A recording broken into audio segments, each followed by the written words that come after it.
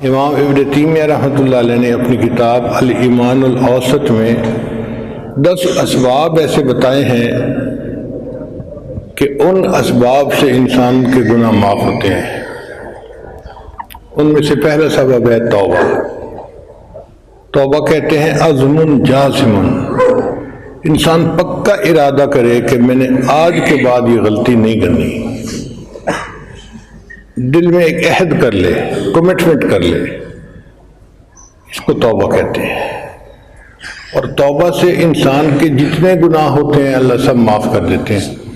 یہ توبہ delete command کی مانند ہے، جیسے ان باکس کے اندر میسیج بہت زیادہ آئے ہوئے ہوں، آپ ڈیلیٹ کا بٹن دبا دیں تو سارے ہی ختم ہو جاتے ہیں، باکس بالکل خالی ہوتا ہے جیسے کوئی میسیج اس میں ہے ہی نہیں۔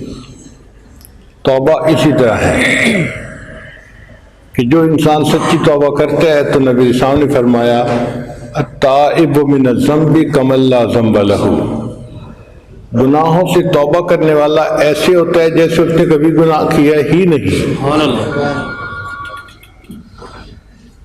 جیسے صابن سے دھوئیں تو کپڑے کی میل نکل جاتی ہے، صاف ہو جاتا ہے، اسی طرح توبہ کرنے سے دل کی میل کچیل ختم ہو جاتی ہے، دل صاف ہو جاتا ہے۔ اس لیے اللہ تعالیٰ کا ارشاد ہے وَتُوبُوا إِلَى اللَّهِ جَمِيعًا أَيُّهَا الْمُؤْمِنُونَ لَعَلَّكُمْ تُفْلِحُونَ، اے ایمان والو تم سب کے سب مل کے توبہ کرو۔ اگر تم چاہتے ہو کہ ہمیں فلاح مل جائے تو فلاح ملے گی توبہ کرنے سے، گناہوں سے توبہ کر لو۔ دوسرا سبب جس سے گناہ معاف ہوتے ہیں اس کو کہتے ہیں استغفار۔ استغفار کا مطلب ہوتا ہے نادم ہونا، شرمندہ ہونا، ریپینٹ کرنا کہ جو گناہ کر بیٹھا یار میں نے اچھا نہیں کیا، یار مجھ سے غلطی ہو گئی۔ یہ جو انسان کے اندر ملامت ہوتی ہے نا، اس کو استغفار کہتے ہیں۔ اور یہ دونوں چیزیں توبہ اور استغفار ملتی جلتی ہیں، اس لیے ایک پر دوسرے کا نام اطلاق کر دیتے ہیں۔ بہرحال استغفار کی بھی کثرت کرنی چاہیے۔ ہماری زندگی کے جتنے بھی پرابلم ہیں نا وہ سب استغفار سے ختم ہو سکتے ہیں۔ ایک مرتبہ حضرت حسن رضی اللہ تعالیٰ عنہ تشریف فرما تھے، ایک بندہ آیا، حضرت بڑا گنہگار ہوں، کوئی عمل بتا دیجئے کہ جس سے میرے گناہ معاف ہو جائیں۔ فرمایا استغفار کرو۔ پھر تھوڑی دیر بعد بندہ آیا، حضرت بڑے عرصے سے بارش نہیں ہوئی، کوئی عمل بتائیں جس سے کہ اللہ بارش دے دیں۔ فرمایا استغفار کرو۔ پھر ایک بندہ آیا، حضرت بہت غریب ہوں، کوئی عمل بتائیں کہ اللہ مجھے مال دے دیں۔ بھائی استغفار کرو۔ حضرت میری بیٹیاں ہی بیٹی ہیں، کوئی عمل بتا دیں کہ اللہ مجھے بیٹا عطا کرے۔ بھائی استغفار کرو۔ حضرت میرا باغ ہے، دعا کرو اس کا پھل اچھا ہو تاکہ مجھے فائدہ ہو جائے۔ استغفار کرو۔ جب سب کو آپ نے کہا استغفار کرو استغفار کرو تو ایک آدمی جو پاس بیٹھا ہوا تھا وہ کہنے لگا حضرت آپ کے ہاتھ میں بھی عجیب ماسٹر کی آ گئی ہے، ہر تالا کھولنے کے لیے استغفار کرو استغفار کرو۔ تو حضرت حسن اللہ عنہ نے جواب دیا کہ دیکھو جو میں نے جواب دیے ہیں اپنی طرف سے نہیں دیے، اللہ کا قرآن بتا رہا ہے۔ چنانچہ قرآن مجید میں ہے استغفروا ربکم انہ کان غفارا، تو اللہ گناہ معاف فرماتے ہیں۔ یرسل السماء علیکم مدرارا، اللہ بارشیں برساتے ہیں۔ وَيُمْدِدْكُمْ بِأَمْوَالٍ، اور اللہ بندے کی مال کے ذریعے سے مدد فرماتے ہیں۔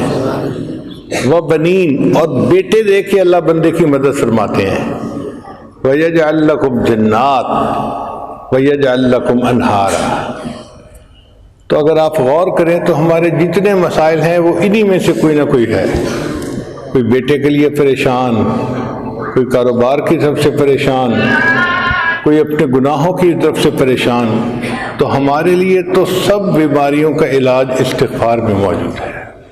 اس کی کثرت کریں، دیکھیں اللہ تعالیٰ ہمارے حالات کیسے سنوار دیں گے۔ اور اس کی کثرت کرنا کوئی مشکل کام نہیں ہے، چاہے تو پورا استغفار پڑھ سکتے ہیں، استغفر اللہ ربی من کل ذنب واتوب الیہ، اور اگر چھوٹا استغفار پڑھیں استغفر اللہ تو بھی ٹھیک ہے۔ اب بتائیں جب صبح ہم گھر سے دفتر جاتے ہیں تو راستے میں کیا کر رہے ہوتے ہیں؟ کیا ضرورت ہے ادھر ادھر شکلیں دیکھنے کی یا گانے سننے کی یا کچھ اور سننے کی؟ استغفار کرنا شروع کریں تو 100 مرتبہ استغفار آسانی کے ساتھ ہم جاتے ہوئے پڑھ سکتے ہیں، اور دفتر سے واپس آتے ہوئے 100 مرتبہ استغفار اس وقت پڑھ سکتے ہیں۔ ہمارے نام اعمال میں استغفار کا عمل لکھا ہوا ہوگا، حدیث پاک میں آتا ہے طوبی لمن وجد فی صحیفتہ استغفارا کثیرا، قیامت کے دن جس بندے کے نام اعمال میں استغفار زیادہ لکھا ہوگا اس بندے کو مبارک ہو۔ تو پھر استغفار کی کثرت کریں۔ استغفار کی کثرت کا ایک فائدہ یہ بھی ہے کہ بندہ مستجاب الدعوات بن جاتا ہے، اس کی ہر دعا قبول ہوتی ہے۔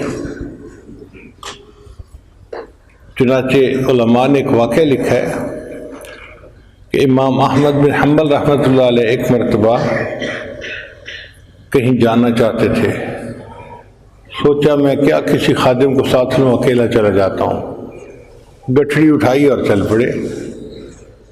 مغرب کی نماز کا وقت ایک ایسی جگہ ہو گیا جو راستے میں تھی،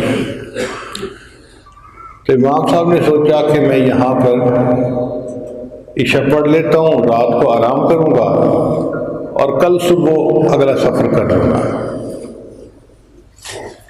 جب عشاء کی نماز پڑھ لی تو مسجد کا خادم آ گیا، بڑے میاں مسجد خالی کریں، میں نے تالا لگانا ہے۔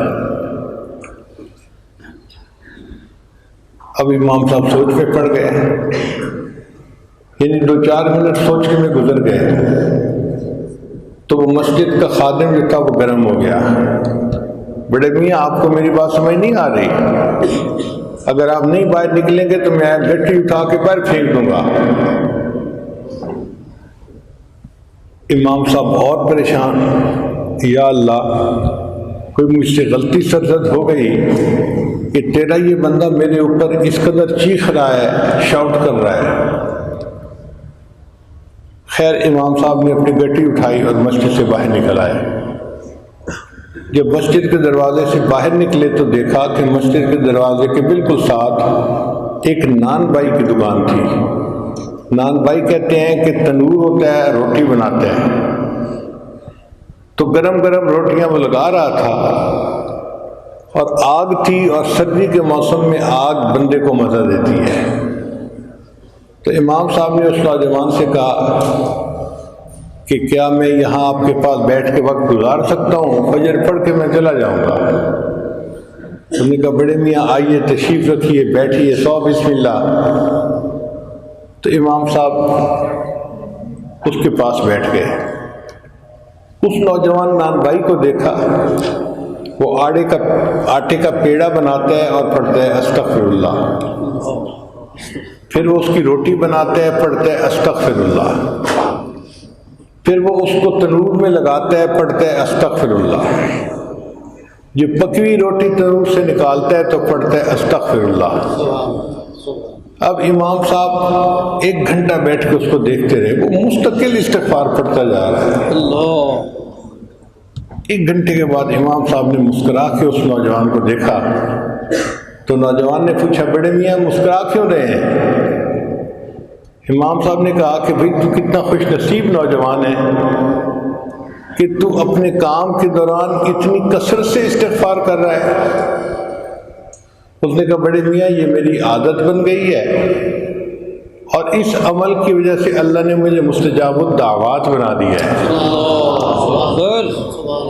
تو امام صاحب نے اس سے کہا کہ بھئی کیسے تم کہتے ہو کہ اللہ نے تمہیں مستجاب الدعوات بنا دیا؟ وہ تھوڑی دیر سوچنے لگا، کہنے لگا کہ ہر دعا اللہ نے میری قبول کی ہے، سوائے ایک دعا کے جو ابھی قبول نہیں ہوئی، اس کی قبولیت کے انتظار میں ہوں میں۔ امام صاحب نے پوچھا وہ کون سی دعا؟ کہنے لگا کہ میں نے سنا ہے کہ امام احمد بن حنبل بڑے محدث ہیں، فقیہ ہیں، میری ڈیوٹی ایسی ہے کہ میں یہاں سے ان کو ملنے کے لیے جا نہیں سکتا، چھٹی نہیں کر سکتا، تو میں نے دعا مانگی تھی اللہ میری امام احمد بن حنبل سے ملاقات کروا دے۔ اس دعا کے میں انتظار میں ہوں، باقی ہر دعا قبول ہو چکی۔ امام صاحب نے کھڑے ہو کے اس نوجوان کو گلے لگا لیا، مبارک ہو، اللہ نے تمہاری یہ دعا بھی قبول کر لی، میرا نام احمد بن حنبل ہے۔ تو استغفار کی کثرت سے دنیا کے بھی فائدے، آخرت کے بھی فائدے۔ اس لیے خواتین گھر میں جب کام کرتی ہیں، کھانا بناتی ہیں، سالن بناتی ہیں، صفائیاں کرتی ہیں، کپڑے دھوتی ہیں، کپڑے استری کرتی ہیں، ہر کام کے دوران زبان پہ استغفار رہے، پھر آپ دیکھیے گھر کے اندر برکتیں کیسے آتی ہیں۔ ہمارے پاس وقت ہوتا ہے، غفلت کی وجہ سے ہم فائدہ نہیں اٹھا سکتے، تو پہلا سبب جس سے گناہ معاف ہوتے ہیں وہ ہے توبہ، اور دوسرا سبب جس سے گناہ معاف ہوتے ہیں وہ ہے استغفار۔ اور علماء نے لکھا ہے کہ ہر بندے کو استغفار کرنا چاہیے، ہر بندے کو توبہ کرنی چاہیے، کافر کو کفر سے توبہ کرنی چاہیے، مومن کو کبیرہ گناہوں سے توبہ کرنی چاہیے۔ جو کہے جی کہ میری زندگی میں کبیرہ گناہ نہیں ہے، اس کو غفلت سے توبہ کرنی چاہیے۔ جو کہے جی کہ نہیں غفلت بھی میری زندگی میں نہیں ہے، تو بھی وساوس سے شیطانی تو آتے ہیں نا، وہ تو ہر کسی کو آتے ہیں، اس سے توبہ کرنی چاہیے۔ اور اگر کوئی یہ کہے کہ میں تو اتنا نیک بن گیا کہ اب مجھے وساوس سے شیطانی نہیں آتے، تو علماء نے لکھا کہ کمی اخلاص کے اوپر توبہ کرنی چاہیے۔ انسان کبھی ایسی عبادت کر ہی نہیں سکتا کہ جو 100% اللہ کی شان کے مطابق ہو۔